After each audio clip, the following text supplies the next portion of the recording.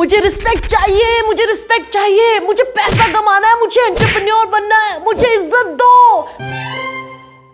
मैं बाकी इन्फ्लुएंसर की तरह लाइन में नहीं खड़ी रहूंगी।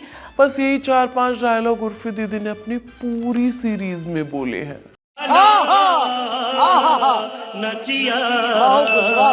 पहले मुझे आंखों से सिर्फ कम दिखाई देता था, जब से मैंने उर्फी का शो फॉलो कर लो यार देखा, तब से मैं अंधी हो गई हूँ। माँ, मुझे कुछ दिखाई नहीं दे रहा माँ। मुझे नहीं समझ में आ रहा है कि मैंने अपनी जिंदगी में ऐसा कौन सा पाप किया था जो मुझे उर्फी जावेद का शो देखना पड़ रहा है।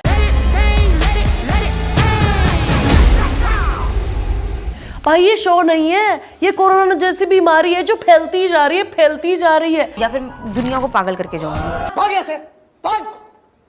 अरे जान। उर्फी दीदी पहले सिर्फ अपने इंस्टाग्राम पर ये गंद फैलाया करती थी और अब Amazon प्राइम वीडियो पर उन्होंने ये पूरा का पूरा ब्लास्ट कर दिया है। सबसे पहले तो मुझे नहीं समझ में आ रहा है कि Amazon प्राइम वीडियो के इतने दिन खराब कब से आ गए यार कि उन्हें उर्फी का शो लॉन्च करना पड़ गया अपने यहाँ पर। या तो मैं मर जाऊंगी।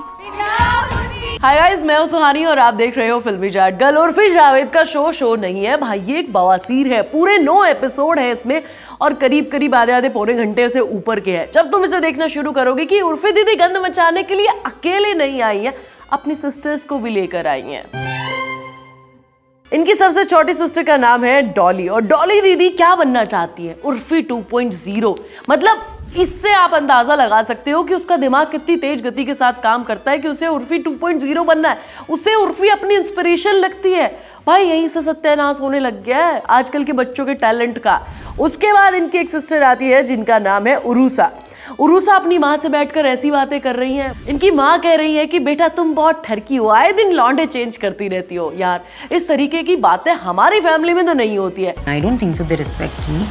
इतना स्क्रिप्टेड शो था कि भाई कंट्रोवर्सी क्रिएट करने की कोशिश की गई है। और एक दीदी इनकी बचती हैं जिनका नाम है असफी जावेद और इनका सिर्फ एक ही काम है कि यार मेरा बॉयफ्रेंड कहीं और मुंह तो नहीं मार रहा है।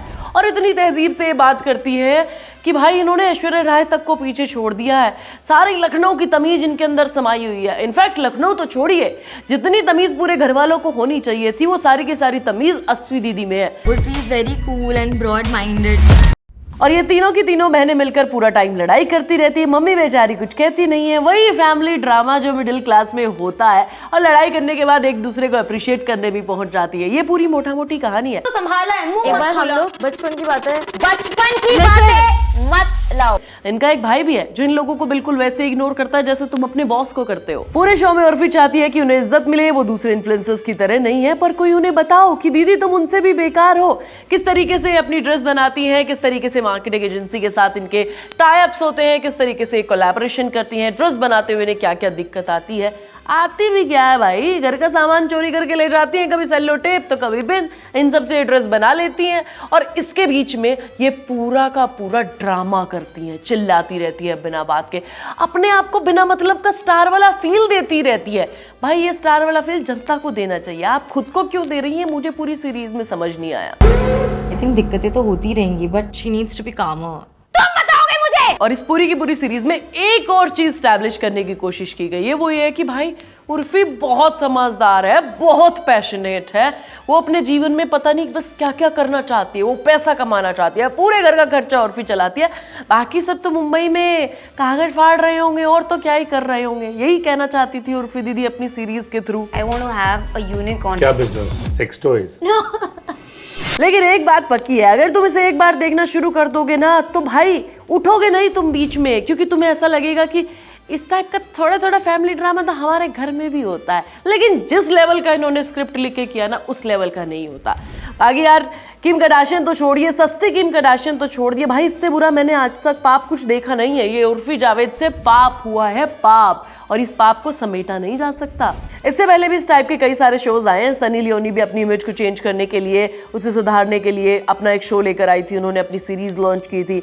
गौहर खान और निगार खान सिस्टर करके एक अपना शो लॉन्च किया था। इनफैक्ट मलाइका अरोड़ा ने भी अपना एक शो लॉन्च किया था जो इंस्पिरेशन था किम कार्दाशियन की। अब मैं ये सोच रही हूँ कि भाई ये सब तो फिर भी ठीक था, लेकिन ये किम कार्दाशियन से उर्फी जावेद ने इंस्पिरेशन ही क्यों ली? क्या ही जरूरत थी? उनका भी नाम बदनाम कर दिया अपने सीरीज में इस्तेमाल करके।